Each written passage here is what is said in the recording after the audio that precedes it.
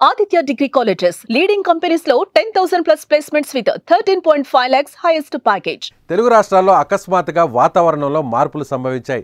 ఈశాన్య బంగాళాఖాతంలో ఏర్పడిన ద్రోణి వల్ల నైరుతి రుతుపవనాలు విస్తరించి రానున్న 3 రోజులతో పాటు ఏపీ, తెలంగాణలో భారీ నుంచి అతి భారీ వర్షాలు కురిసే అవకాశం ఉందని వాతావరణ శాఖ వెల్లడించింది.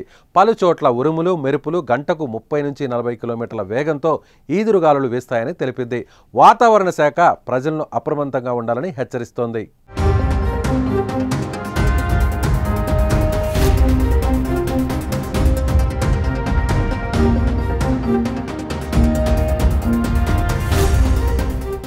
ఏపీలో రానున్న రోజుల్లో తేలికపాటి నుంచి మోస్తరు వర్షాలు పడనున్నాయని వాతావరణ శాఖ చెబుతోంది. ఉత్తరాంధ్ర సహా ఏపీ దక్షిణ తీర ప్రాంత జిల్లాలు, రాయలసీమలో అక్కడక్కడ వర్షపాతం నమోదయ్యే అవకాశం ఉందని వాతావరణ శాఖ అంటోంది.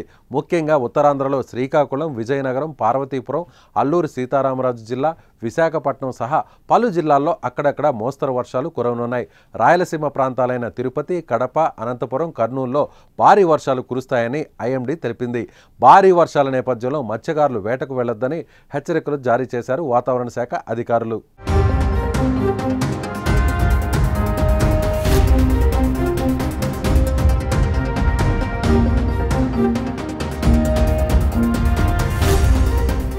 హైదరాబాద్ వాతావరణ కేంద్రం తెలంగాణకు రెయిన్ అలర్ట్ జారీ చేసింది.